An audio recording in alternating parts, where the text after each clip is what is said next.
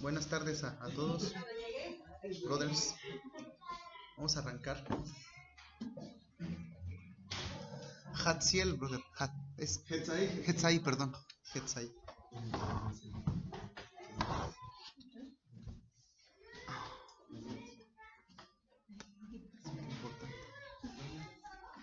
Bueno, ¿les parece que oremos? ¿Sí? Bueno, ¿están bien todos? ¿No? Nadie trae golpe de los fieles difuntos ni nada, ¿no? Ya se sacudieron el cempasúchil. Sí, cempasúchil. Yo traigo golpe de cambio de horario. Se cabeceó. No, bueno, yo espero que no nos durmamos, va a estar de interés. Vamos a orar y no sé si Nancy, ¿pudieras ayudarnos a orar, por favor?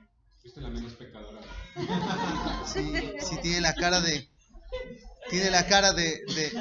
beata de la Edad Media.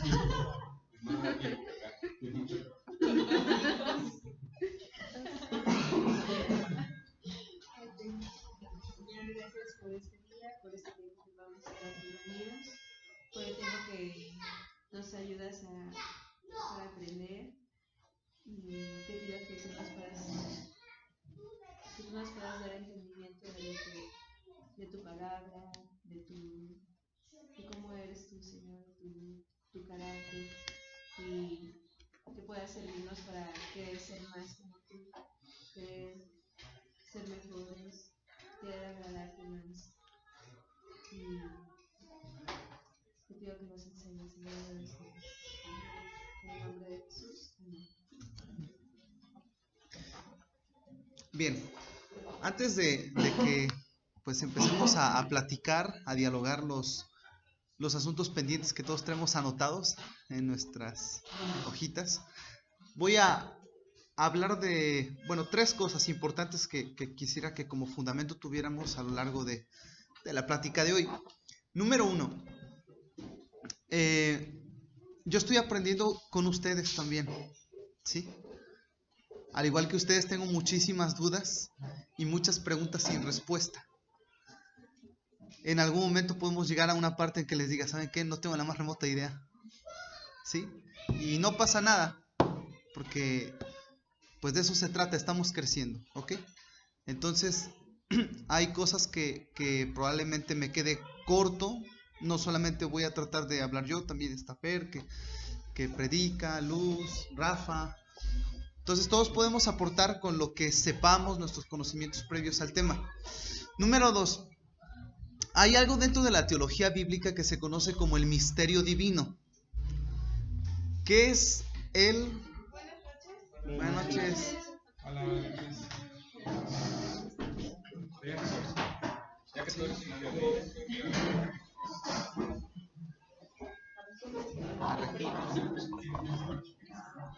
gracias.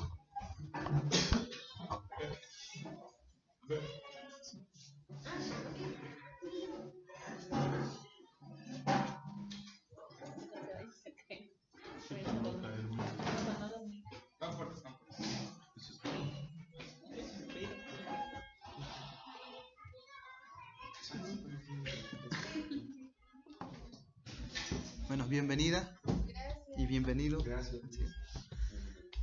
En segundo lugar, hay algo dentro de la teología bíblica que se conoce como el misterio divino. ¿Qué es el misterio divino? Es una verdad que está por encima de nuestro entendimiento.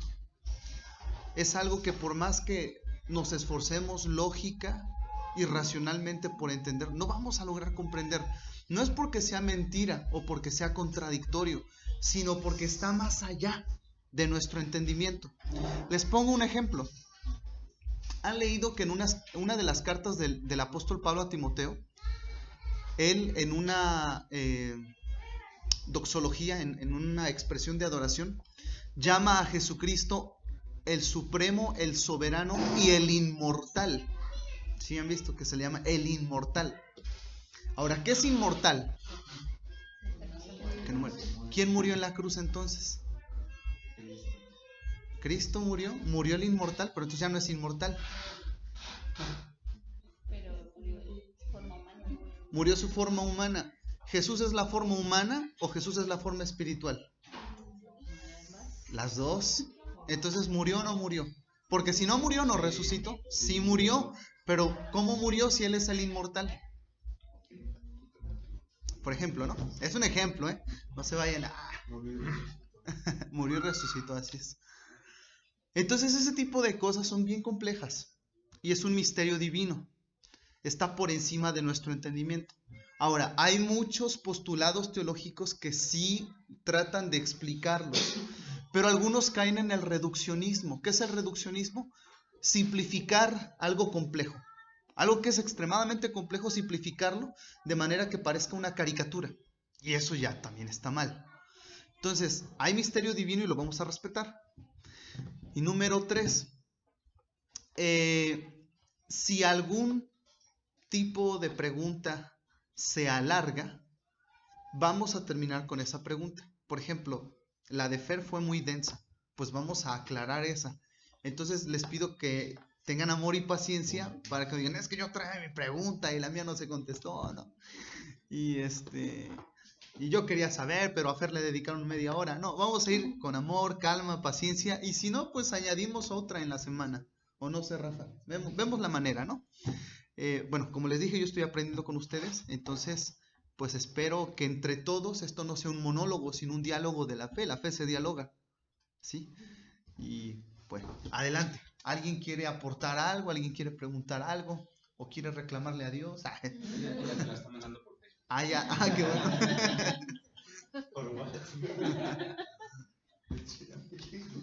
El número del Señor 777, ¿no? Ay, que me preparé una pregunta. Sí, si alguien trajo, ¿no? Parece que Rafa les dijo por ahí que anotaran, entonces si alguien la trajo anotada. Y no tengan pena, ¿eh? A veces uno dice, es que mi pregunta es bien sencilla, y a veces preguntas bien sencillas implican una explicación bien compleja. Entonces, adelante, no hay problema. ¿Sabes de la salvación? Es que es una situación bien larga de explicar, ¿no? El asunto de la salvación. El asunto de la salvación yo creo que es una de las cosas, después de la cristología y la escatología, más difíciles de explicar. Por eso decía Oscar Cullmann, un teólogo luterano, que la salvación es un ya, pero todavía no. A ver, piensen en esa frase, ya, pero todavía no. Tan solo esa frase es difícil. Espíritu. Ya, pero todavía no. Por ejemplo, ¿ustedes ya son salvos? Ya. ¿Sí? El que cree en mí, aunque esté muerto, pero ustedes se van a morir. Si es que Cristo no viene o no. Entonces, es un ya, pero todavía no. Y bueno, es una larga explicación. ¿Sale? De la sesión pasada que escucharon alguna duda. Sí, bueno, es que hubo una parte en la que estabas comentando acerca del medio y el fin. O sea, y bueno, usabas el matrimonio, ¿no? Que decías, bueno, ya es el medio, bueno, hablando en este caso de esposas, el medio o el fin. Ahí no me quedó muy claro, porque en un momento fue así como que, bueno, éramos medio, pero en realidad era verse como un fin. Eso es lo que ya no me quedó claro. Es un silencio prolongado. Un momento tenso en ¿Ustedes qué dicen y todo? ¿Somos usados o? Bueno, ustedes dijeron que éramos un medio, ¿eh? Yo jamás lo dije. Por eso. Bueno, existen muchos fines. Hay un fin supremo que es la gloria de Dios. ¿Sí? Ahí apunta todo, la muerte de Cristo, la resurrección, hasta el discipulado que recibimos los sábados o domingos. La gloria de Dios es el máximo fin. Pero hay muchos fines. En esta vida hay fines un poco menos trascendentales. Y también hay varios medios. Entonces la pregunta era si la pareja, no el matrimonio, la pareja es un medio o es un fin. La pareja es el fin, debe de ser el fin. No es el fin supremo. El fin supremo, bien dijo Rafa, es la gloria de Dios. Pero la pareja es un medio o es un fin. Es un fin. Porque si es un medio, entonces es un objeto de uso para mis fines. Ella me satisface, ella me da, ella me entiende. Y el día que no lo haga, pues voy a buscar a otro medio, ¿no? Como una especie de objeto que me sirve para algo. Un abogado.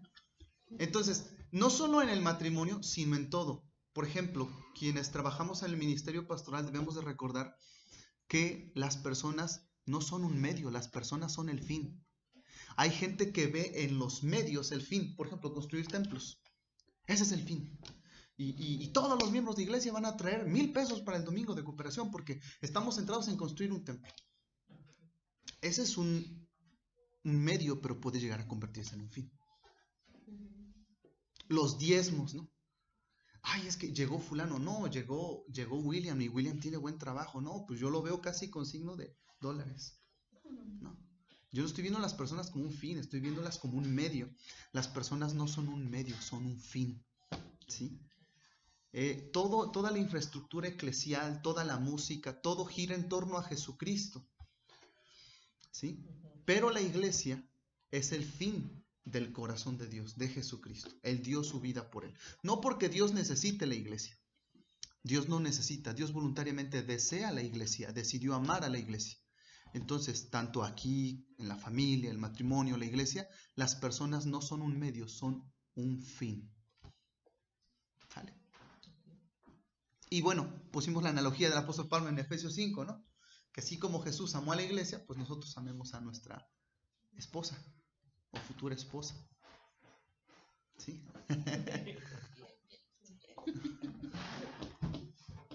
Bueno, había otra. Más o menos sí quedó claro, te enredé más. Es que al final no me quedó, sí, ya no me quedó bien clara esa parte. Sí. O sea, pero ahorita sí ya, ¿no? Ya era así como... Es un fin.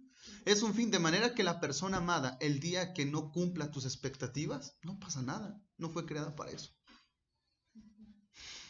Sí, no pasa nada. Hay un libro que les quiero recomendar a los casados. Yo ya me lo eché también. Que estoy a punto de casarme. La Biblia. Aparte, se llama Pacto Matrimonial, de John Piper. Es un gran libro.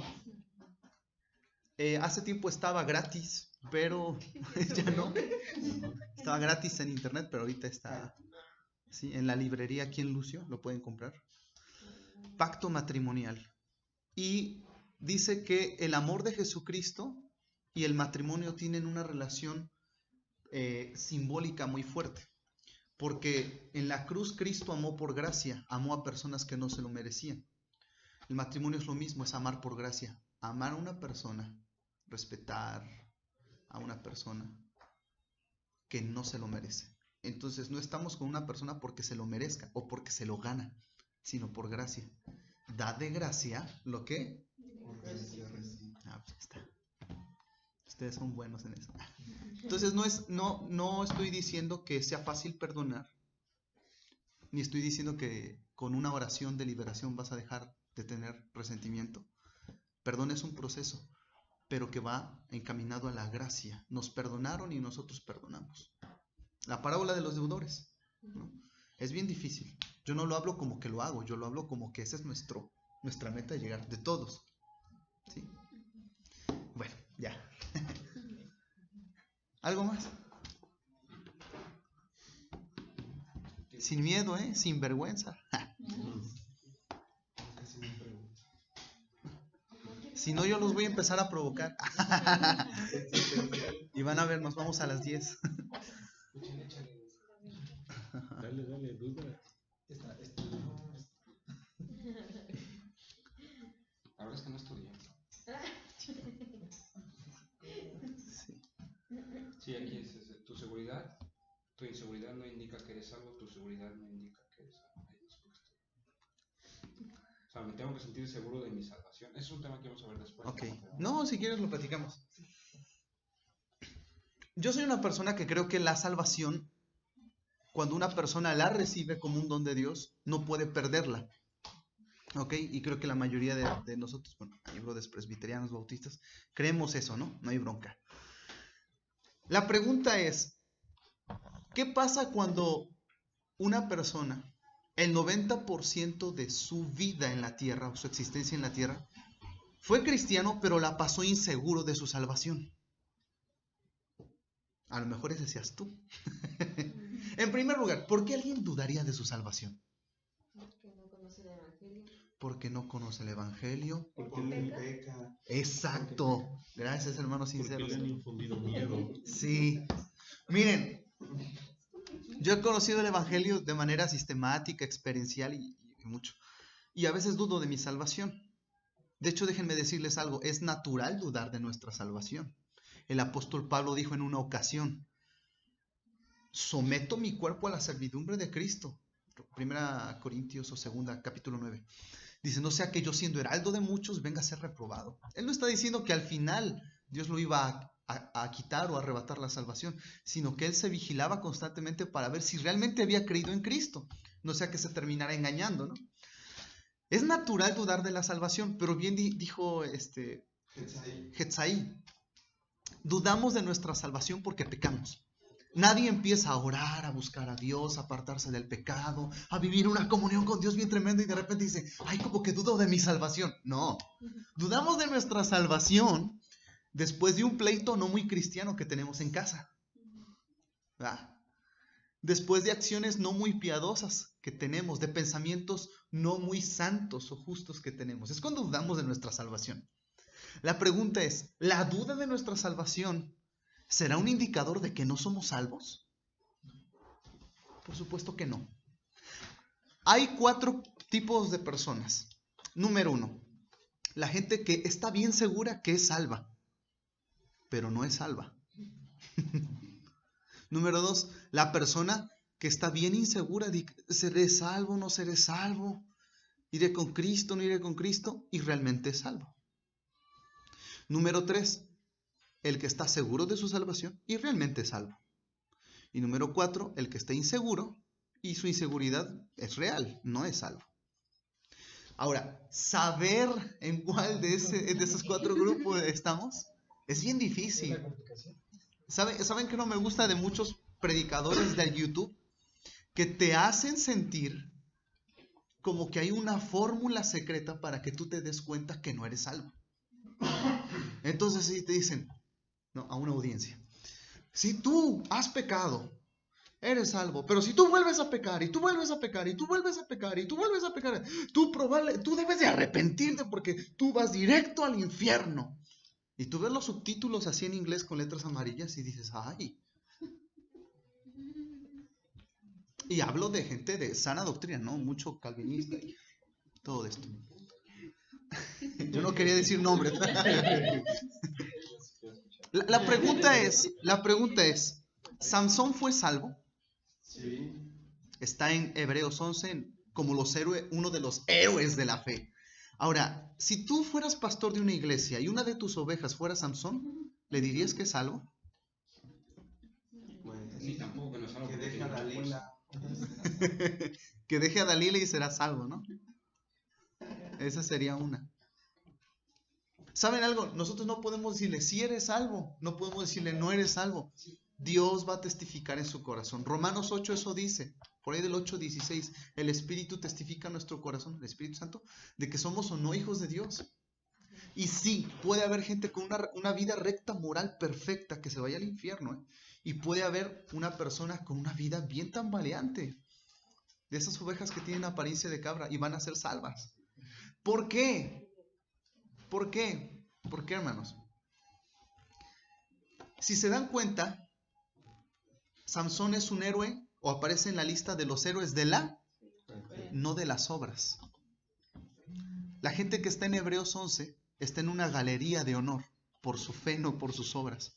Porque Abraham, Noé, toda esa gente tuvieron un testimonio en algún momento de su vida horroroso, ¿no? Yo les decía hace 15 días que cuando a mí me daban en la escuelita bíblica pintar el dibujito de Noé, nunca me dieron un dibujito de Noé todo bien borracho y ahí tirado, encuerado. No, nunca. Ay, aquí está Noé borracho. No.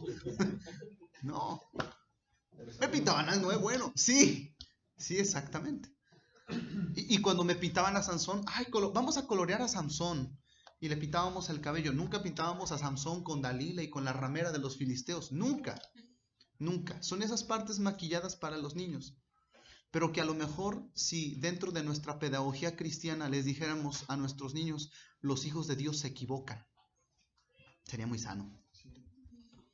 Porque ellos llevan un modelo de ideal de persona y cuando llegan a los 17, a los 15 años dicen, me equivoqué. Yo no soy como las figuritas que coloreaba en la escuelita bíblica. No, enseñarles que se equivocan, para que ellos sepan cómo responder. Después de la caída dijera, funky. Ok, entonces nuestra inseguridad no necesariamente es un indicativo de que no somos salvos. Hubo unos hermanos que yo respeto mucho y los he leído, los puritanos del siglo XVI y XVII. Fueron un grupo de calvinistas, teólogos como Matthew Henry, John Owen, toda esa gente, teólogos muy gruesos, pero que a veces exageraban un poquito en esta cuestión de la seguridad de la salvación. Y decían, la fe es una certeza. Si tú no tienes certeza de salvación, no tienes fe, entonces no eres salvo. Entonces todo inseguro no es salvo. Y no es así la cosa. No es así la cosa. ¿Okay? La inseguridad la puede experimentar el Hijo de Dios. ¿Sí? Entonces eso era más o menos la línea que... Yo tengo una duda respecto, yo he escuchado y ya hay personas cristianos que, vaya, pues de mi edad, que pues, como bien decías, ¿no? Nos equivocamos y todo, y platicaba con un amigo de la iglesia ya en Metlán, me decía, pero es que yo también a veces peco, y los hijos de Dios no pecan. Y eso a mí se me metió mucho esa palabra que dice en la Biblia, los hijos de Dios no pecan. Y me lo infundió con tanto porque lo vi con su cara así de los hijos de Dios no pecan. Y dije, ay, no, pues sí, cierto. Sí, me desarmó la neta. Y pues, o sea, ahorita que te escucho y dices respecto a lo de que los hombres de Dios también se equivocan y pecan. Y pecan feo. Fueron salvos, ¿no? Y hacen pan de muerto. Ya. Señor, reprenda al diablo. O sea, como que sí me genera un poquito como, a ver, en una parte de la Biblia dice los hijos de Dios, no recuerdo cuál es. Primera de Juan. Los hijos de Dios no pecan, ¿no? Pero pues realmente, en la realidad, pues sí pecamos, ¿no? O sea, no quisiera graduarlo, pero de alguna forma, pero pecamos, hasta mintiendo, hasta El pensamiento. con el pensamiento, pues Jesús. ¿Y en la acción? También. Ajá, en la acción. Es que esa misma primera de Juan te dice que no pecamos, pues el que dice que no tiene pecado. Así es, Fer. Mira, brother, el mismo autor que te dice, si alguno peca, no es de Dios. Es el mismo que te dice lo siguiente: si decimos que no tenemos pecado, nos engañamos a nosotros mismos y la verdad no está en nosotros. Entonces tú dices, bueno, se está contradiciendo. Dentro de la narrativa bíblica existe algo que se conocen como tonos. ¿Alguien ha oído hablar de eso? ¿No? Los tonos bíblicos son formas de lenguaje o de expresión que se resaltan de una manera irónica o drástica para resaltar lo contrario. Por ejemplo, Jesús dice en algún momento, no trabajen por la comida que perece, trabajen por la comida que a vida eterna permanece. ¿Ustedes se imaginan que agarramos la primera frase literal? No trabajen por la comida que perece, mañana todos renunciamos y desempleados. ¿No? No trabajen por la comida que perece, porque Jesús está mandándolo, ¿no? Exacto. Se conocen como hipérboles o ironías, ¿no? Entonces lo vas a ver constantemente en la Biblia eso. Pero Juan mismo te aclara este asunto. Mira, si quieres abre tu Biblia en 1 Juan, capítulo 1, y lo vamos a leer.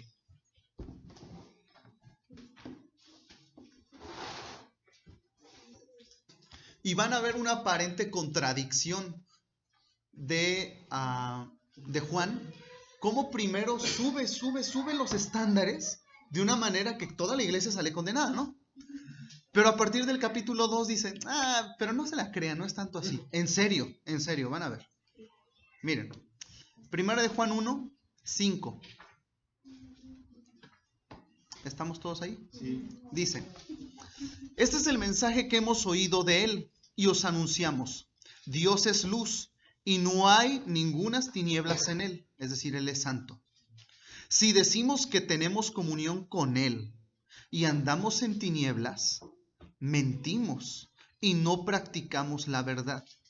¿Cuántos de nosotros podemos decir que tenemos comunión por la sangre de Cristo? Amén. ¿Cuántos en algún momento de este día tuvimos alguna tiniebla en nuestro corazón de pecado? No, eso es ya es consejería aparte.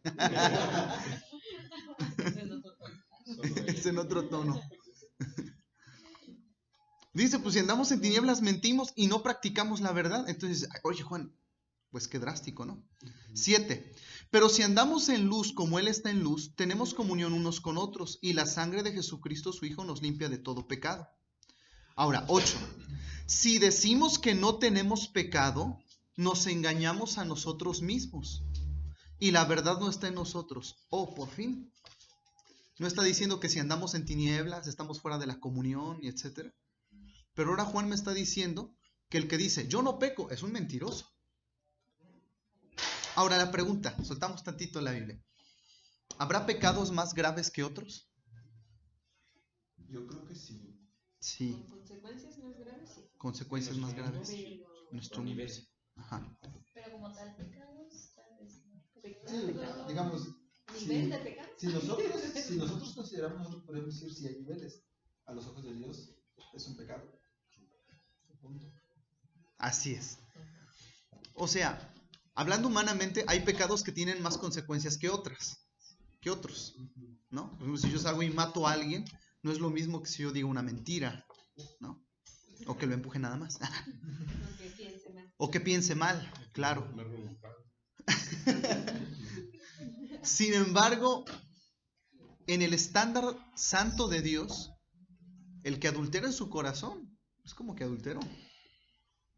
Ya adulteró. Es decir, ¿qué pecado te condena más al infierno? Ambos, igual. En la carretera que van los homicidas, es la misma carretera que van los vanidosos, los orgullosos, ¿no? O sea, van todos. Todo es pecado. Por eso decimos, si decimos que no tenemos pecado. Sí, además aquí, bueno, no sé si te interpreto bien, estoy leyendo mal. Hay una palabra que me causa ruido, ¿no? Dice, si andamos en pecado. Si andamos en tinieblas. Ajá. ¿Qué es el andar en tinieblas? Es permanecer en eso, seguir en ello, no salirme de esas tinieblas. Eso no, obviamente, soy pecador, o sea, hay pecado en mí, pero otra cosa es que siga estando ahí. Como dice por ahí del capítulo 4, el que practica el pecado. Ahorita vamos a llegar ahí. O tal vez también cuando dice andar en tinieblas es que no quieres ir a la luz, que no quieres nada que tenga que ver con la luz. Con Dios. ¿Sí? Ahora, versículo 9. Si confesamos nuestros pecados, Él es fiel y justo para perdonar nuestros pecados y limpiarnos de toda maldad. Ahí está cambiando ya, ¿no? Si decimos que no hemos pecado, le hacemos a Él mentiroso y su palabra no está en nosotros. Si Juan nos dejara hasta ahí, nos dejaría bien confundidos, ¿sí o no? O por fin, o quieres gente santa o quieres gente que sea pecadora pero sincera. ¿Qué quieres? Ahora, todo se revela en el capítulo 2. Vamos. Hijitos míos, estas cosas os escribo para que no pequéis. ¿Se dan cuenta? Es una forma, sí, es una forma muy hebrea de hablar. ¿Sí? Es una forma muy hebrea de hablar. Por ejemplo, cuando incluso el evangelio está bajo ese sistema. Cuando el joven rico se acerca a Jesús para preguntarle, ¿qué tengo que hacer para heredar la vida eterna? ¿Qué le dice Jesús? ¿Cree en Jesucristo? No, le dice, le pone la ley. Guarda los mandamientos. O sea que la ley salva. No, es que la ley, al ver que no podemos obedecerla, nos lleva a Cristo. Lo hemos platicado, ¿no? Y entonces nos lleva a la gracia. Pero es una forma muy hebrea de hablar. Por eso dice, estas cosas os escribo para que no pequéis, y si alguno hubiere pecado, ¿no es salvo? No. Abogado tenemos para con el Padre, Jesucristo el justo, y Él es la propiciación de nuestros pecados, y no solamente por los nuestros, sino por los de todo el mundo. Y en esto sabemos que nosotros le conocemos, si guardamos sus mandamientos. El que dice, yo le conozco y no guarda sus mandamientos, el tal es mentiroso y la verdad no está en él. ¿Por qué? Porque el Hijo de Dios siempre deseará guardar sus mandamientos. La pregunta es, ¿podrá totalmente? ¿Alguien ha visto la contradicción del apóstol Pablo, por ejemplo, en Romanos capítulo 7? Él dice, lo que quiero hacer, no lo hago. Hago hago lo malo que no quiero, eso hago. Pero luego lo ven ustedes en Corintios y dice, de nada tengo mala conciencia. Y uno dice, este cuate, ¿cómo está diciendo que peca y que se equivoca y que está bien frustrado por no ser una persona perfectamente obediente? Y por acá está diciendo que de nada tiene mala conciencia. ¿Cuál era la base de su conciencia pura? Sí, la vida y la pureza de Cristo. ¿Saben? Muchos de nosotros andamos con cargos de conciencia bien fuertes porque todavía no le hemos presentado al Padre como una ofrenda recta a la vida de Cristo. Tenemos que hacerlo. Y estudiamos el Evangelio y decimos, ay, sí, Él murió por mí, pero ay, Señor, estoy tan apenado. Sí, que estás contando que, o sea, ok, he pecado, he fallado y todo, pero en ese momento digo, pero estoy limpio porque Él me perdonó. Así es. Estoy limpio por la sangre de Cristo. Y ojo, qué bueno que dices eso, Osvaldo. Esa limpieza no se activa en el momento que yo voy al rinconcito y le pido disculpas a Dios. Señor, por favor, perdóname. Aunque a veces ya es puro ritualismo. No es que yo me sienta arrepentido. Señor, perdóname. No se activa ahí. Somos perdonados desde antes de la fundación del mundo. Lavados, dice Efesios 1, predestinados para ser rociados con la sangre, ¿no?, del Hijo de Dios. Y entonces confesar. Confesar es bueno. Está bien. Confesar es bueno. Debemos confesar nuestros pecados, pero no para volver a ser salvos. Sí, salvos ya somos. No, pero sí, Él es justo para perdonar. Para perdonar nuestros pecados. Claro, el perdón no se activa en el momento que nosotros confesamos. El perdón ha sido dado en la cruz. Pero la confesión de pecado es una cuestión de conciencia nuestra. ¿Sí? Por ejemplo. Por eso es que, porque decía, ¿no? Dice, bueno, o sea, si soy un hijo de Dios y peco, entonces ya no soy hijo de Dios. O sea, porque sigo pecando, ¿no? Pero también llega a nosotros ese arrepentimiento o esa necesidad de ir y pedirle perdón a Dios y decirle, Señor, estoy arrepentido de esto que hice, ¿no? O sea, entras como en ese, no sé si entendimiento o porque quieres, porque de alguna manera en ese momento la comunión sí se rompe, ¿no? Puede haber, sí, una fractura de la comunión por una acumulación de pecado. No se pierde la salvación. Pero mira. Sí, de nuestra. Todo es de nuestra parte y aparte. Exacto. Mira, la confesión de pecados no es por Dios, la confesión de pecado es por ti. ¿Sí? Ajá, pero quiero sin salirme de 1 de Juan 1:9, porque Juan dice, si confesamos nuestros pecados, esa es una condicionante. Él es fiel y justo para perdonar nuestros pecados. Ya no, de todas maneras, hay una relación entre la confesión y el perdón de pecados. Sí. Ahora, la confesión debe de entenderse como algo. Muchos de nosotros pensamos que la confesión es algo necesariamente oral, ¿no? Señor, hice esto, pero la confesión, términos como confesión, que si confesares con tu boca, o incluso el mismo arrepentimiento, es un estado del corazón. ¿Han leído alguna oración de arrepentimiento de Samson? Así que él empezará, Señor, voy a empezar desde los pecados de allá con los filisteos, ¿no? Fue con fulana, sutana, perengana, hicimos esto. No, no, ¿verdad? Él solamente se acordó de Dios, temor de Dios en su corazón. Entonces, confesión de pecados es un estado del corazón. Ahora, no es una condicionante para que Dios nos perdone. Sí, yo aquí comentaría, no sé si están bien, ¿no? Es para...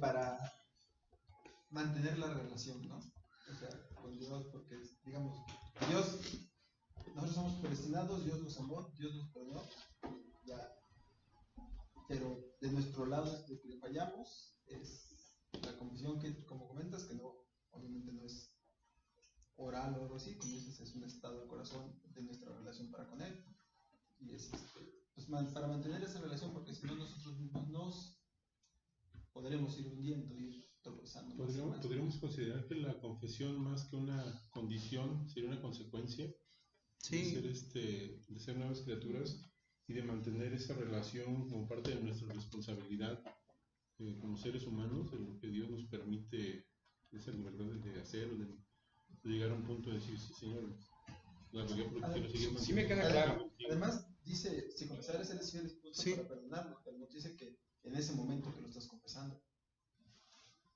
Pero es que no está condicionando, eso es lo que me... O sea, ¿a qué se refería Juan entonces? Mira, si confesamos nuestros pecados, Él es fiel y justo para perdonarnos. Ok, es correcto. Aquí la pregunta es, ¿cuándo somos perdonados de nuestros pecados? ¿Cuándo? ¿Vamos siendo perdonados día a día o fuimos perdonados el día que nacimos de nuevo? El día que nacimos. No, pues antes, ¿no? O sea... Sí, yo he escuchado que te perdona ya tus pasados, tus presentes y tus futuros. Sí. El día que naces de nuevo.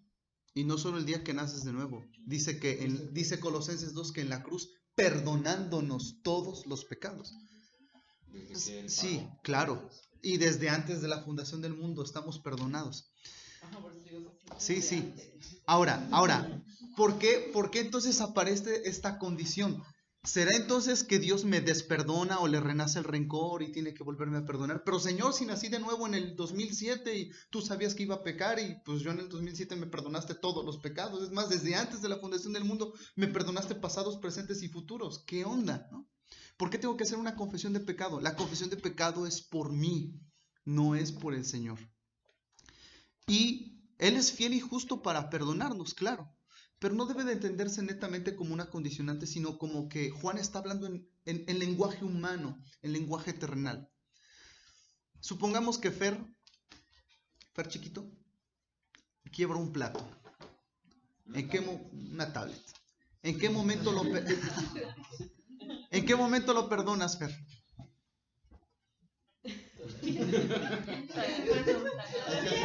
Se vale decir que no lo he perdonado. No, pensando en padres cristianos, ¿cómo sería?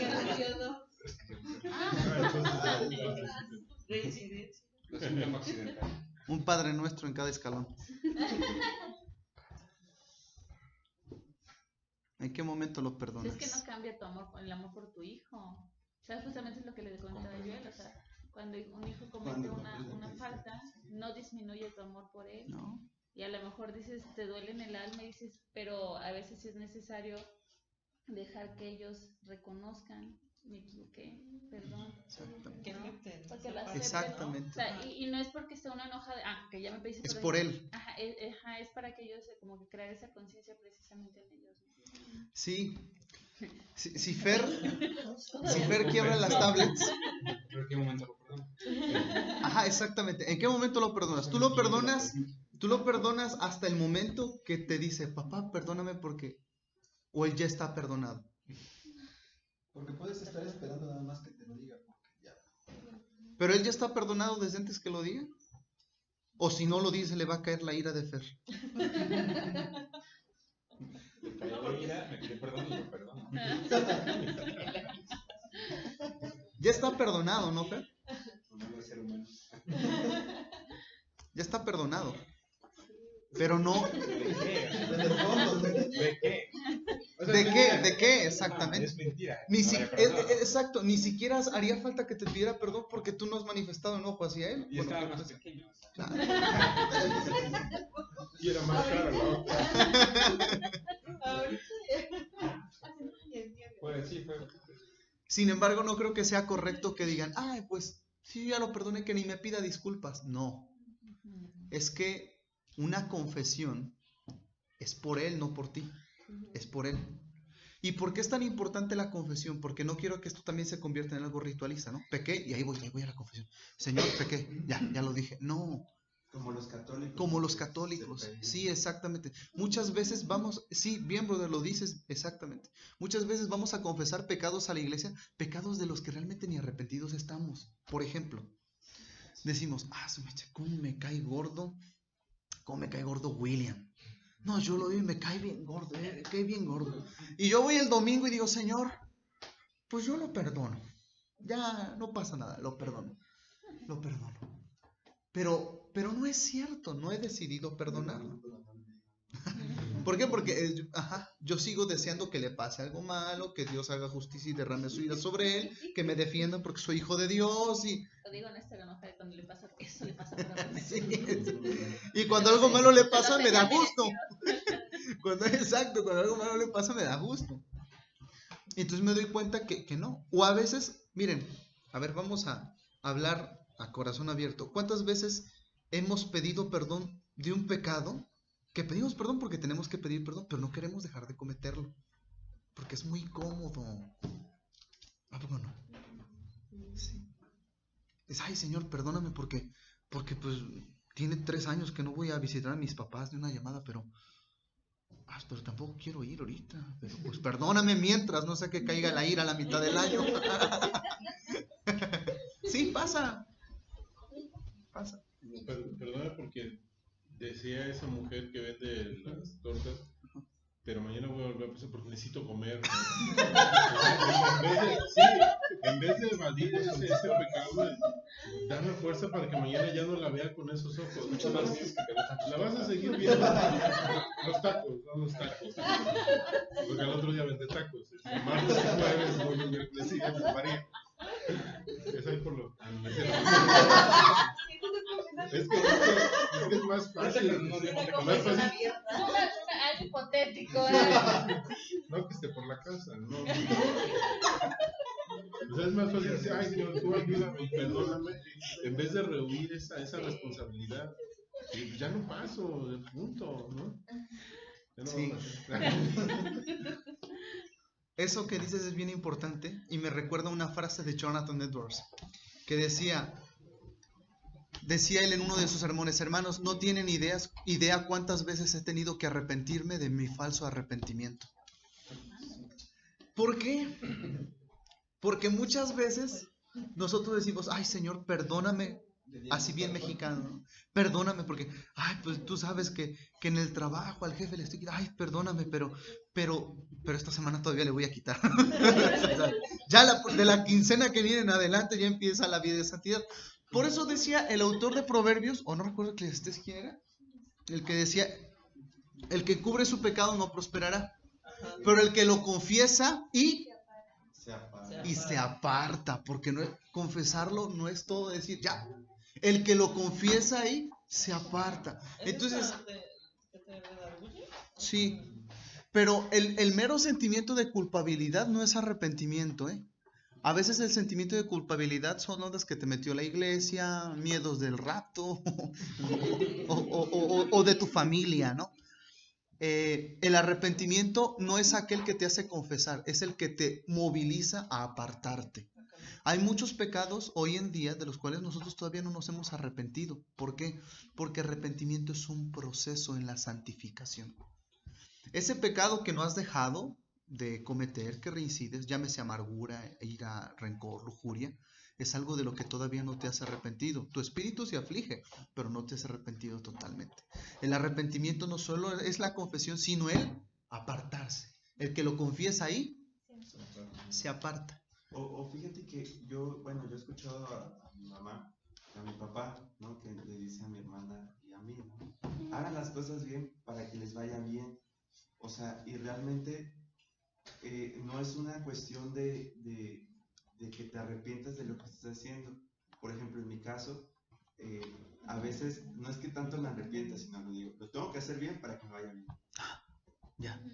O sea, como, no sé, siento que hasta cierto punto no es un arrepentimiento genuino, sino estoy esperando una recompensa, pues como uno es aquí en la vida terrenal, ¿no? Conveniencia. De que cuando te portas bien con tus papás te dan un premio y hasta cierto punto mis papás nos los inculcaron así: si quieres que Dios te bendiga, haz las cosas bien. Sí. Y a lo mejor no está mal, pero no es la motivación. Ajá, sí. Ajá, no es la motivación correcta. Ajá, exacto. Yo siento que no es un arrepentimiento lo que genera en mí, sino para que te vaya bien. Claro, mira. Sí, miren, yo pasé a recibir a Jesús en mi iglesia, híjole, como unas 30 veces. No se da cuenta tu papá. Se te salía. Se te salía. ¿Qué? No, Jesús se te salía. Se me salía Jesús. Me entraban los demonios otra vez. Pero ¿por qué yo pasaba? Muchas veces pasaba porque mi mamá me decía, ya estás grande, tienes que rendirte a Cristo. Y yo a mis 16 años me sentía bien viejo, digo, sí, ya. O porque me decía, mira fulano cómo acabó. O mira sutano cómo le fue. No, tú acércate a Dios. Y la otra era porque el predicador se aventaba una de esos sermones, de esos fusionados con mensajes subliminales de Goku y toda la cosa y señales de los últimos tiempos. ¡Hala! Que tenías pesadillas esa noche y pasabas porque pasabas a arrepentirte, ¿sí? Motivados por el miedo. La obediencia motivada por el miedo no es la obediencia que Jesús demandó. Juan 14:15. Si me amáis, ¿cuál es la más grande motivación para la obediencia? El amor. Entonces, si tú no obedeces, no es porque no seas salvo, no es porque, pues eres débil, es porque no has construido el amor con Dios. A lo mejor te has dedicado a construir disciplina y dices, no tengo que ver algo en internet, un canal que no tengo que ver en la televisión. ¿Qué hago? No, pues me pongo radical como un profeta, corto con tijeras los cables de la tele. No, esa no es la solución. Esa no es la solución. Oye, es que mis amigos me invitan a pecar. ¿Qué hago? Paso así con uno como los que tienen los caballos. Esa no es la solución. Es el amor. Eso es como decir, para no ser infiel, voy a castrarme. Eso sería ridículo. Debo de aprender a amar. Entonces, en la relación con Dios, es el amor lo que motiva la obediencia. Muchos de nosotros empezamos como soldados, con disciplina. Y está bien la disciplina, no es mala la disciplina en nuestras áreas cristianas. Pero nos disciplinamos mal. Empezamos a disciplinarnos de una manera que seguimos deseando el pecado, pero nos amputamos los miembros del pecado. Entonces somos pecadores perversos en pausa, nada más. No necesitamos un cambio de actitudes, sino primero un cambio del corazón. Eso es lo que falló en tantas iglesias. No voy a decir la denominación, pero en tantas iglesias en la cual llegaba una persona y lo primero que querían era un cambio externo. Oiga, quiero venir a la iglesia. Lo primero que, cuando alguien te dice, quiero venir a la iglesia, lo que deberíamos hacer es presentarle a Jesús.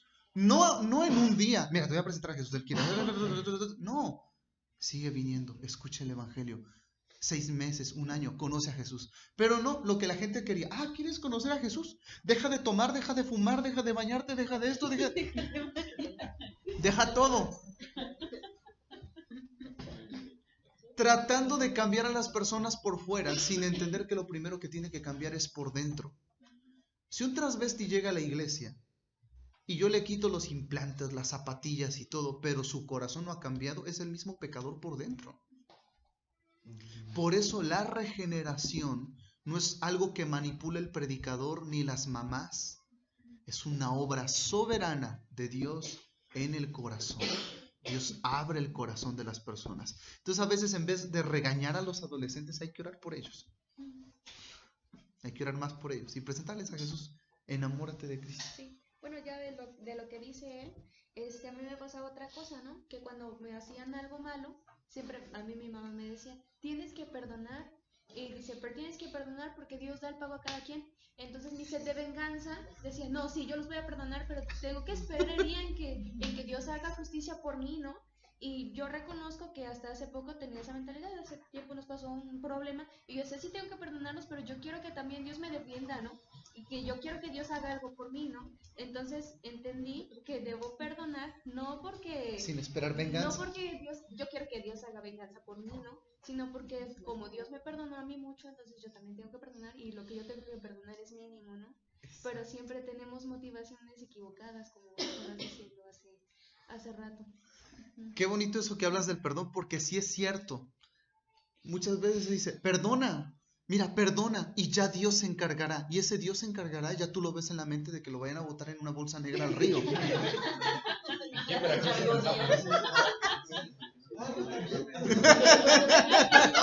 Todos, ¿no? Vamos sacando al sociópata interno. Sí, muchas veces va motivado por eso, ¿no? Entonces sí perdono, pero espero en qué momento le cae el fuego consumidor. Y ese no es un perdón sincero. El perdón sincero es que aquella persona que te hizo daño estés dispuesta a verla un día en la eternidad con Cristo. Porque a ti se te perdonó mucho más. Eso es bien difícil, ¿eh? Y puede llevarte toda una vida. Pero en eso estamos, en el proceso. Gracias, mi amor. Gracias. ¿Sale? Bien. ¿Algún comentario de ese tema? ¿O le brincamos a otro? ¿No? ¿Algún reclamo? Dudas que no pensé que fueran dudas.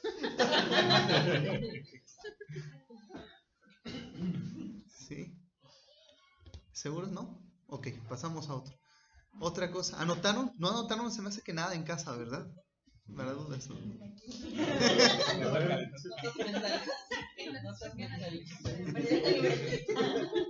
No, si anotaron dudas en casa.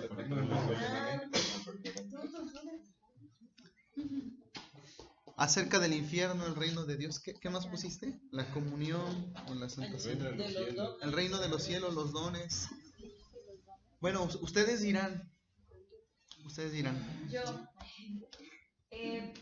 Yo no me acuerdo hace cuánto hablamos de eso, pero sí se me quedó como muy grabado eso de que a la hora de que vas a predicarle a alguien, ya sea que no conozca o que conozca muy poco de Dios, vas a predicarle algo que dice la Biblia, es que le hablas, es como predicarle a muertos, ¿no? O sea, que están muertos en espíritu.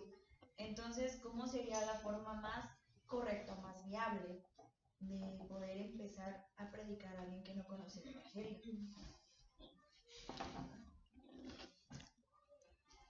Yo creo que la Biblia es bien clara en el hecho de que la salvación es una obra de Dios, no es una obra del hombre. Entonces, el evangelismo no empieza con la persona que vas a evangelizar, empieza con Dios. ¿Cómo? Intercesión. Yo no puedo abrir el corazón de una persona para que reciba a Cristo. Yo puedo hacerlo, miren, puedo hacer lo que quiera, no decir, mira, ven a una reunión, hay alguien que te ama. O cosas así, ¿no? Y va a haber sándwiches. Ya deja de eso de estilo. Ahora, eso no es malo, ¿eh? Eso no es malo. Eso no es malo. A lo que me refiero es esto. Depende la carnada que tú lances, es lo que tú vas a pescar. ¿Sí? Si tú dices, no, pues vamos a hacer una cristoteca. Nos vas a tener aquí a todos los que les gusta bailar, pero no quieren a Cristo. ¿Por qué? Porque después del baile bien sudados, la oportunidad. Juan 3:16 y todos se van a empezar a ir y se te van a quedar, media alma se va a convertir, ¿no?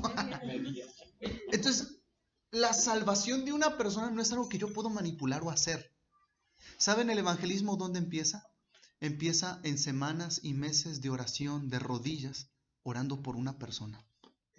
Bueno, respecto a lo que tú dices, sí me queda claro, pero por ejemplo, yo he visto cristianos que maximizan eso. Es que no depende de mí, depende de Dios el que trae las almas. Y se las viven toda su vida cristiana en las iglesias, porque no depende de nosotros, sino de Dios, ¿no? Entonces yo platicaba con Fer, justamente hoy estamos platicando de unas personas que conocimos que te decían 1000 pretextos para predicar, 1000 pretextos para evangelizar, bajo ese argumento que decía, no, es que Dios trae a las almas solitas, y solitos llegan, nada más vamos a orar por ellos. Cuando pues a mí me generaba mucho ruido, porque yo vengo de un cristianismo donde es un cristianismo como de avanzada, ¿no? A la ofensiva de ser tú el que des el paso, ¿no? Claro. De la gran comisión, todo eso, ¿no? Entonces, yo siento que como que se maximizó ese pensamiento, ¿no? Vas a orar y Dios va a traer solito, ¿no? Entonces, no sé, como que luego a mí me generaba mucho ruido eso. No, todo es tienes razón, sí. Todo debe ser un perfecto, bueno, no un perfecto, o debe de procurarse un equilibrio. En el caso de Desli, le comentaba que es el primer paso, ¿no? O sea, el primer paso es ese, la oración. Pero después, efectivamente, nosotros tenemos que salir a predicar y a predicar el evangelio de manera bíblica. Porque si nosotros, o sea, hacer uno de los dos extremos está mal. Si yo salgo a evangelizar porque digo, es la voluntad de Dios, ¿cómo no? Dios va a querer, ¿cómo no? Y no oro, entonces voy a tener que recurrir a medios humanos para hacer un milagro espiritual, a mis fuerzas. Y la otra, si yo me la paso nada más encerrado orando, pero nunca salgo a la calle a hablarle a alguien de Cristo, pues también va a estar mal. Yo tengo que salir a predicar, ¿no? Esto yo lo pongo mucho luego con los muchachos de ejemplo. Dicen, oye, ¿debo de orar por una novia? Yo, claro, pero también debes de peinarte, bañarte, todo. Aunque no se te acomode, pero échate algo. Yo porque si me peino. Igual ahí es un equilibrio, ¿no? Está aquel que dice, no, yo no oro para eso. Para eso no hay que orar. Muy dantegebelesco, ¿no? Eso. Para eso no hay que orar. No, hay que salir a buscar y sale a buscar y al rato agarra la que sea, Señor, ¿por qué? Tú la saliste a buscar. Y están aquellos que oran. No, el que me quiera, me va a querer así. No, tampoco. Yo por eso estoy orando. Tampoco. Hay algo que es la concurrencia divina. Y es que Dios hace sus planes, pero nos incluye como colaboradores en sus planes. ¿Se acuerdan del ejemplo de la abejita?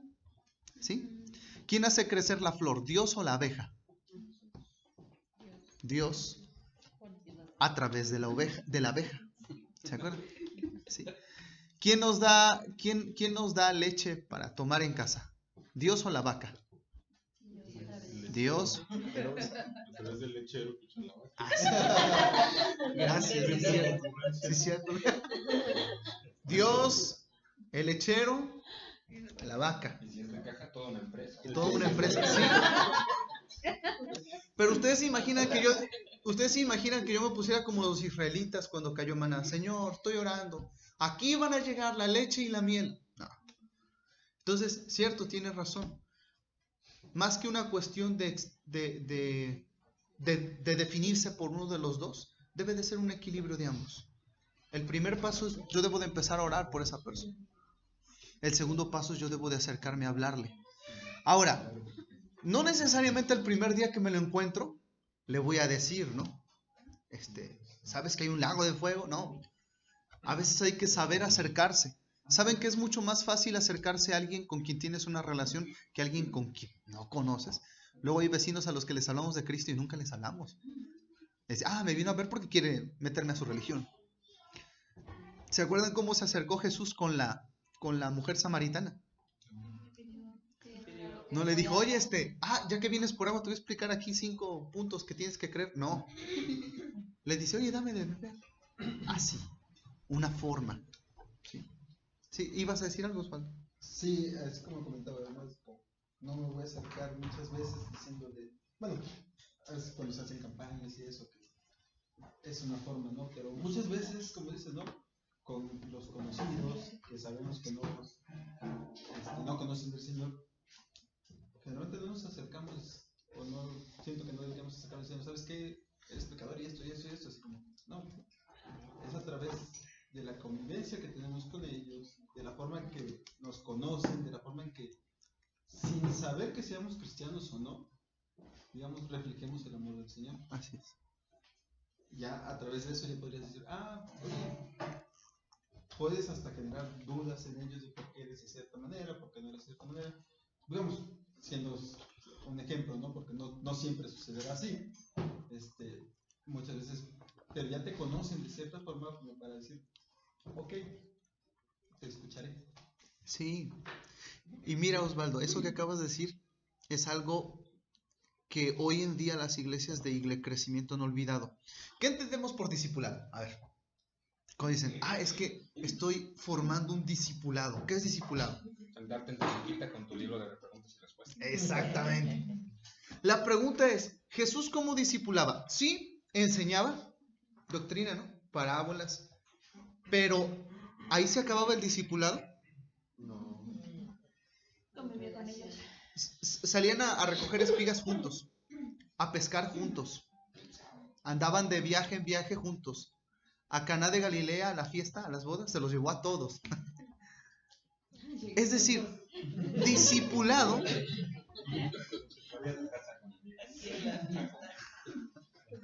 Discipulado no se limita a la enseñanza doctrinal, Discipulado es un estilo de vida.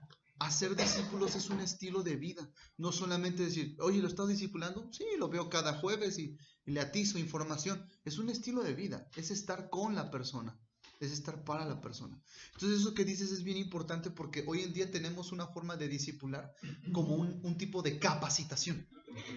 Pero el discipulado bíblico no es capacitación. Es tomar a una persona. Por eso de que gané a 3,000 para Cristo. ¿De veras? ¿Anduviste con los 3,000 así? No creo. Es tomar a una persona y no dejarla a lo mejor hasta el día que se muera, él o tú.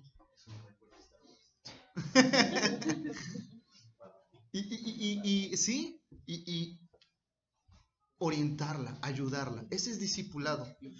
Muchas veces alguien me dice, oye, ¿dónde estás? Estoy discipulando, pero estás en los tacos y no estás hablando de Dios ni de ángeles. Sí, pero ese es discipulado. Del tigre, sí, bro. Claro. Me estoy ocupando de alguien, ¿no? Me estoy ocupando de alguien. Ese es discipulado. Y a veces en ese discipulado todavía ni les has dicho que eres cristiano. Yo me acuerdo cuando estaba evangelizando a un amigo y salíamos en los recesos de la preparatoria. Ahí junto del colegio preparatorio hay una pizzería. Y pues como tenía tiempo libre en la noche salían todos y me aventaban todo el humo del cigarro en la cara y se ponían bien briagos y yo con... Digo, no condeno el alcohol ni el cigarro, pero yo con mi pizza y mi Boeing, ¿no? Y comiendo. Y aguanté eso durante unos 6 meses. Hasta que poco a poco se empezaron a dar cuenta que a pesar de que yo era cristiano, podía estar con ellos. No pasa nada. ¿Sí? Y les pude testificar en su momento de Cristo a ellos. Entonces, el discipulado es... El evangelismo, de hecho, es un proceso. A mí no me gusta cuando dicen, hoy es día de evangelismo. ¿Hoy? Nada más hoy. Evangelismo tiene que ser todos los días. No, es que hoy es día de evangelismo. O sea, mañana ya no, pasado ya no. No, el evangelismo no es en un día, es un proceso. Cuando estudiemos la doctrina de la regeneración se van a dar cuenta que hasta ustedes y yo todavía necesitamos ser evangelizados. Estamos siendo evangelizados. Porfa, quítense la idea de que el evangelio es el ABC del cristianismo. El evangelio, ¿yo viste el evangelio? Ya, ahora vamos a lo siguiente. Ahora ponte a predicar.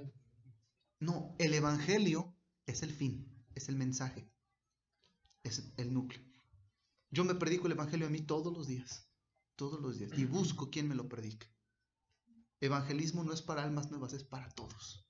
Por eso es, id y predicad el evangelio, haced discípulos a las naciones y luego enseñándoles todas las cosas que... Eso es la gran comisión. Es todo un paquete. ¿Sale, vale? ¿Alguien iba a comentar algo? Bueno, Esli, respondí o ya se me olvidó tu pregunta. No, sí. ¿Sí? ¿Segura? Ya no me acuerdo. Ya ni me acuerdo qué preguntó. No, pero estuvo chido. Otra vez, cuando estás en unas que yo no sabía que tenía. Ando buscando cobre y encontré Ok, el librito se los paso, no le hago caso. ¿Del reino de los cielos había dudas o del infierno? Creo que se había comentado en algún momento, no. Cuando le llovieron. No, de cuando oré, que dije Eso, que nos el reino de los cielos, que empecé la oración y dije Padre nuestro que estás en el que reino de los estás en cielos. el reino de los cielos y cuando terminé de orar Ya ya oré mal, ¿Cuál es el problema? ya no estamos bendecidos. No oraste mal. Es que precisamente lo dijiste muy bien quiero pensar que sin saber. Otra vez, vienes invitada. Ya lo traía. Bien invitada para hacernos ver eso. Pero tienen dudas respecto a qué es el reino de los cielos. Lo vamos a ver en Cristología de nueva cuenta. Ya empezamos. Ya empezamos. Pero el reino de los cielos es el gobierno o el reino de Cristo, no el reino de Dios. El rey, o sea, Jesucristo es Dios, pero hablando en la persona de Cristo. Miren, ¿Jesucristo siempre ha sido rey? No, ¿Por qué? hasta que vino a la tierra, Vino a la tierra. Ajá. venció a la muerte, Ajá. Y puso a todos sus enemigos. Ándale. Gracias a Dios por el amilenialismo. No, sí, tiene razón. Tiene razón. Jesucristo siempre ha sido Dios, pero el trono le fue dado cuando resucitó. ¿Saben que Jesucristo ya vino 2 veces a la tierra? Muchos de nosotros venimos, la segunda venida. No es cierto, Jesucristo ya vino 2 veces a la tierra. Fue al cielo y vino 2 veces a la tierra. Miren. Exactamente. ¿Cuándo? La primera fue cuando, bueno, la primera, entre comillas, fue cuando vino y encarnó en el bebé en el pesebre. Después murió en la cruz, resucitó. ¿Y qué hizo después de resucitar? Visitó a los apóstoles. No es cierto. No. Bueno, estuvo en los infiernos y vamos a explicar después eso. Eso viene en la Biblia. No, híjole, es que es una bronca. Descendió al Hades. Al Hades, para que se comprenda. Al Hades. Pero ahorita voy en esa, si no, no salgo de una. Miren, hermanos, Jesucristo descendió a las profundidades de la tierra. No sabemos exactamente si al Hades o no. Lo que sí sabemos es que descendió a las profundidades de la tierra. Pero después de que resucitó, así llama mi pregunta. Después de que resucitó, ¿qué hizo? ¿Se presentó a los apóstoles después de resucitado? Sí. No. Después de resucitado, subió al cielo. Acuérdense, exactamente. Acuérdense que a María Magdalena se le aparece y ella lo va a tocar y le dice, no me toques porque todavía no he sido glorificado por mi Padre. Entonces ascendió al cielo y ahí cuando ascendió al cielo se cumplió la profecía de David. Siéntate hasta que ponga a tus enemigos por estrado de tus pies. Ahí recibió toda la autoridad. Eso dice Apocalipsis 20, que ató al dragón, la serpiente antigua, con el poder del evangelio. Ahí empieza el reino de los cielos. Por eso dice, el reino de los cielos se ha acercado. Él lo viene anunciando. El reino de los cielos es el reino de Cristo, del Mesías. Cuando desciende del cielo, porque ya había recibido el trono, les dice a los apóstoles, ahora sí, muchachos, toda autoridad me es dada en el cielo y en la tierra. Por tanto, ¿ustedes se lo saben? Id y haced discípulos a las naciones. Ahí es cuando ya le dice a Tomás. Exactamente. Dice Tomás, es que yo no sé si es real. Ven, pon tu dedo. O sea, si hubiera pasado eso con esta María y le hubiera dicho, a ver, quiero tocarte, le hubiera dicho María, pues no le iba a tocar. O sea, se iba a hacer su dedo así, porque era como una especie de fantasma. No sé, y ese es un misterio, no sé por qué no se deja tocar por María. Ajá. Eso sí no lo sé. Pero creo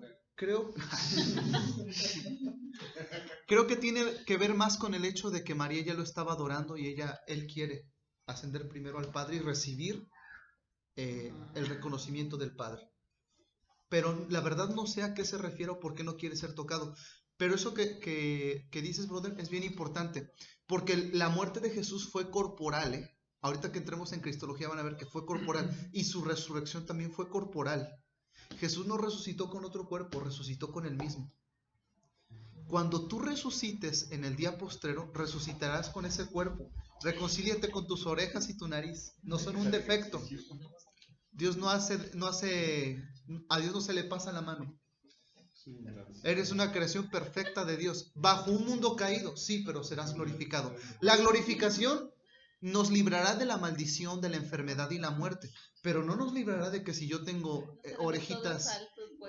No, por Dios, ese es narcisismo. No. Ese es mormonismo.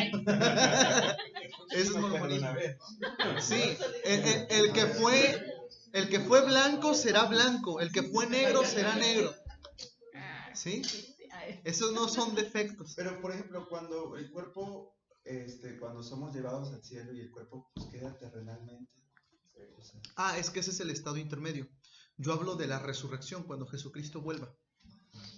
La resurrección cuando Jesucristo vuelva, tu cuerpo será resucitado. Pero ahorita si tú mueres, no, tu cuerpo no es resucitado. Tu cuerpo se queda en la tumba y tu alma va al cielo. Pero eso se le conoce como estado intermedio. Tu alma ya en el cielo está esperando la glorificación para que reciba el cuerpo. Por eso en Apocalipsis estos cuates claman, ¿no? En el cielo y dicen, Señor, ¿hasta cuándo vengarás nuestra muerte? Ya ven a la tierra. Exacto. Ya ve a la tierra, Señor, porque queremos nuestra glorificación, la salvación de nuestro cuerpo. Pero eso todavía no se da. Perdón por mi ignorancia, pero yo me acuerdo una vez le pregunté a mi abuela, y le preguntaba estas dudas. Y me decía, no, cuando tú mueras, vas a cerrar los ojos, y los vas a abrir allá, y inmediatamente vas a tener, tu cuerpo en cuestión de segundos ya va a venir Cristo y todo el tema ese, ¿no? O sea, pues, vamos a esperar todavía que venga así. ¿Era evangélica tu abuela? No, católica. Bueno, ¿Es católica? Sí, brother, entiendo perfectamente lo que tu abuela decía. Hay una postura que se conoce como la teología antropológica del dormir. La teología antropológica del dormir enseña que las almas o las conciencias de los que mueren hoy en día, de los creyentes, no están conscientes, están durmiendo. Y que despertarán cuando Cristo venga. Los adventistas creen eso. Abrirán los ojos y resucitarán con todo y su cuerpo. Ya tendrán su cuerpo incluido glorificado. Los evangélicos no creemos esa doctrina. No es hereje, pero no creemos esa doctrina. Nosotros creemos que en cuanto tú mueres, tu cuerpo se queda en la tierra, pero tu alma va con Dios. ¿Por qué? Porque cuando el ladrón que está junto a Jesús en la cruz le dice, Señor, acuérdate de mí cuando vinieres en tu reino, porque la teología del dormir precisamente es de la escuela judía. El ladrón de la cruz no era un ignorante. Acuérdate de mí cuando vengas en tu reino. Y Jesús le saca la sorpresa. No, en mi reino no. De cierto te digo que hoy mismo estarás conmigo en el paraíso. ¿Qué es el paraíso? El estado intermedio, donde están las almas que han muerto. Pero ojo, ellos todavía no han recibido todo, Nadie ha recibido por completo la salvación. Eso será hasta que Cristo venga. Recibiremos el cuerpo. Que estén en el paraíso y que a la mera hora, pues no. No. Ellos ya están seguros. Okay. Ya están seguros, no se irán al infierno. No. Sí, claro. Gracias. Sí. Así es. El Hades es el estado intermedio de los impíos. El paraíso es el estado intermedio de los justos. No hay purgatorio como lo No hay purgatorio. El Hades es el estado intermedio de los impíos. El Hades. Y el paraíso es el estado intermedio de los justos. Eso lo de Abraham lo maneja en Lucas 16, en la parábola del hijo pródigo. Aquí les voy a decir algo. En la de Lázaro. Perdón, en Lázaro, sí, perdón. Lázaro y el rico. Aquí respecto a la parábola de Lázaro y el rico les voy a decir algo, pero no se vayan a desconvertir. No, pues no. Entonces no digas eso.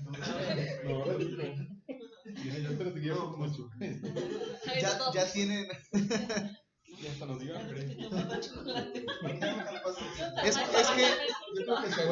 Es que yo sé que todos tenemos ideas preconcebidas del infierno. Sí. Pero quiero que, y digo, yo no soy el único que cree esto, hay muchísimos dentro de los reformados o los reformadores, hasta anglicanos como John Stott. La Biblia ocupa un lenguaje simbólico, ¿ok? Entonces, no siempre, pero en la profecía hay lenguaje simbólico. El significado de las cosas no está en el símbolo, está en el mensaje atrás del símbolo. Por ejemplo, en Apocalipsis 13 se habla de una bestia que sale del mar con cuernos. No va a salir una bestia del mar con cuernos. Esa bestia es un símbolo que representa algo mucho más trascendental.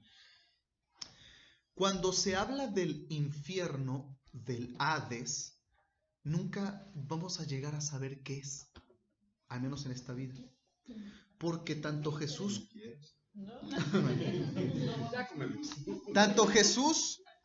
como el escritor de Apocalipsis usan metáforas de la época. ¿Saben que Jesús nunca usó la palabra infierno? Se tradujo así a nuestro castellano, pero Jesús nunca ocupó la palabra infierno. Ocupó la palabra Gehenna, que también se traduce como Valle de Hinnom. El Valle de Hinnom era un vertedero, un basurero que estaba a las afueras de Jerusalén, en el cual iban a quemar a los que por la ley los fariseos apedreaban a escondidas, porque Roma no les permitía matar personas. Entonces el Valle del Hinnom es a donde la secta de los fariseos llevaba a todos los impíos y ahí los apedreaban y los quemaban, los cuerpos para no dejar rastros. Ahí quemaban animales muertos y ahí llevaban la basura de toda la ciudad. Entonces el Valle de Hinnom era un lugar despreciado porque ahí era donde iban los cuerpos de los pecadores y ahí era el lugar también donde 1000 años antes los israelitas pasaban por el fuego a sus hijos al dios Moloch. Era un lugar muy feo, en el sudoeste de la ciudad de Jerusalén. Entonces Jesús nunca ocupa la palabra infierno. Jesús dice, generación de víboras, ¿quién los ha enseñado a huir del fuego del Valle de Hinnom? La gente de su época pensó que se refería al lugar. Jesús estaba hablando de algo más trascendental del Valle de Hinnom, y es la condenación eterna. Número 2. El escritor de Apocalipsis ocupa una metáfora de la mitología griega. ¿Saben ustedes que la palabra infierno y la palabra Hades son de la mitología griega? Sí. Que existieron 400, 800 años antes de Cristo. Esa idea de gente quemándose no es del cristianismo, es de la mitología griega. Exacto, aristotélica. La piscina de fuego nace en esta idea de los griegos. Pero los escritores bíblicos, para darse a entender a la audiencia, ocupaban metáforas o símbolos de su propia religión para que entendieran que había una condenación después de esta vida. Pero ojo, quiero decirles algo, el lago de fuego no es literal, no sabemos ni qué es. No sabemos ni qué es.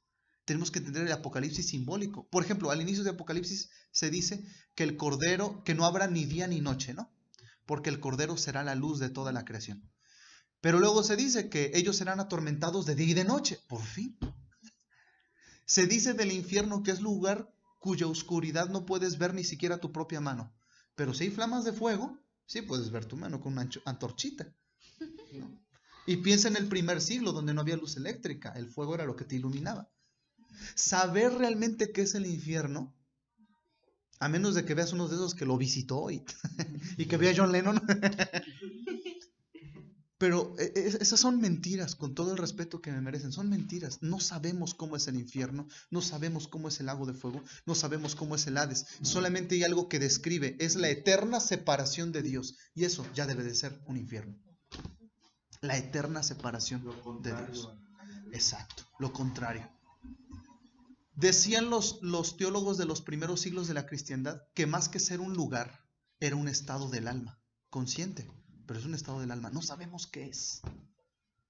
Entonces hay que ser muy humildes para agarrar y hablar, ¿no? Porque luego dicen, oye hermano, ¿me puedes explicar cómo es el infierno? Ah, sí, ahorita, a ver, mira, ahí se chichina la gente. No sabemos, no sabemos cómo es el infierno. Bueno, ¿y por qué dije eso? Había una pregunta antes de eso, ¿no? De Lázaro y el rico. Recuerdan que les vengo diciendo que los escritores y los profetas ocupan símbolos para representar una verdad. ¿Saben ustedes que la historia de Lázaro y el rico, en primera, no es en sí una parábola? Y en segunda, tampoco es un hecho tan real, sino es una historia egipcia. Y yo me acuerdo cuando estaba en el seminario con mi maestro, platicamos esto porque es verdad. Es una historia de la tradición egipcia. Ustedes la pueden encontrar en internet. Se llama el Bar Mayán. ¿Sí?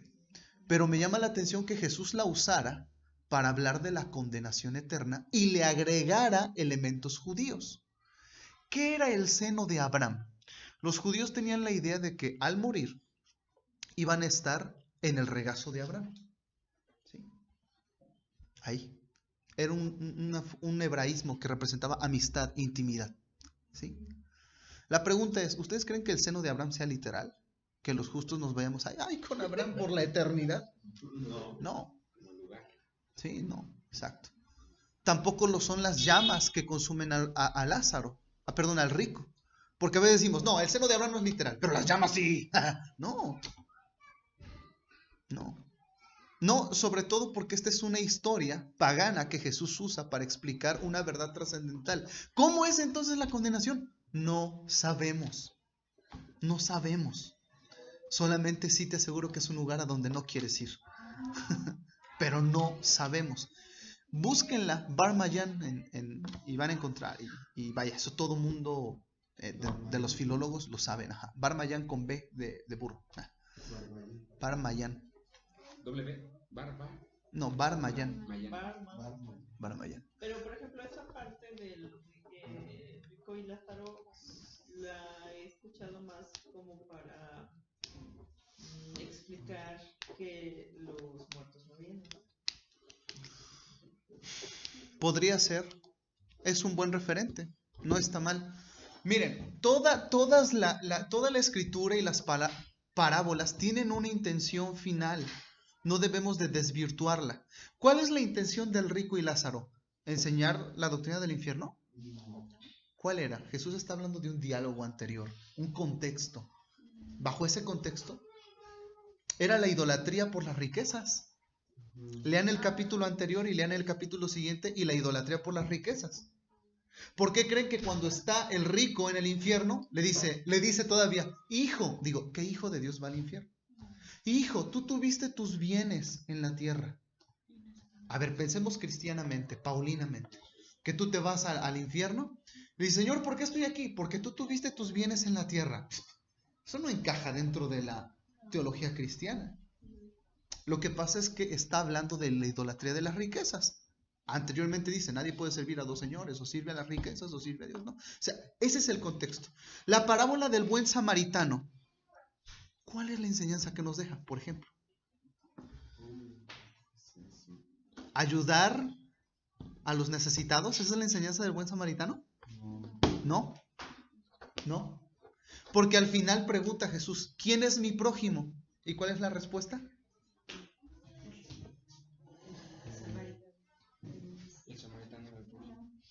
El samaritano. ¿Y qué hizo el samaritano?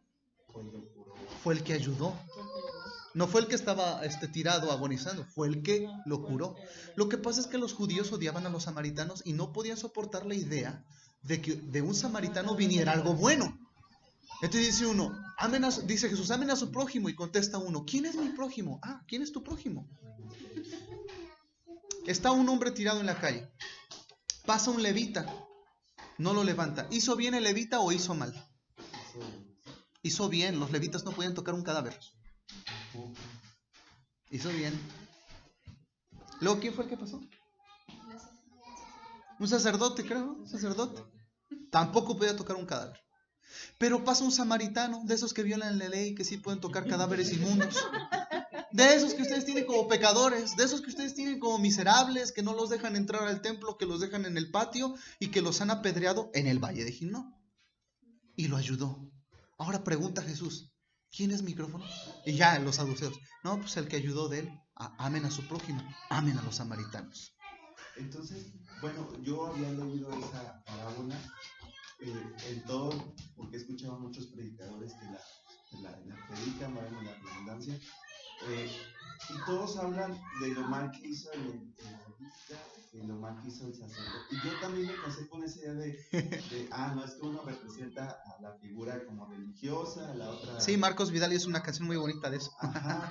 Entonces, o sea, yo me casé con esa idea no, pues sí, uno es el pastor y todo el rollo, ¿no? O tú eres el líder de alabanza, ¿no?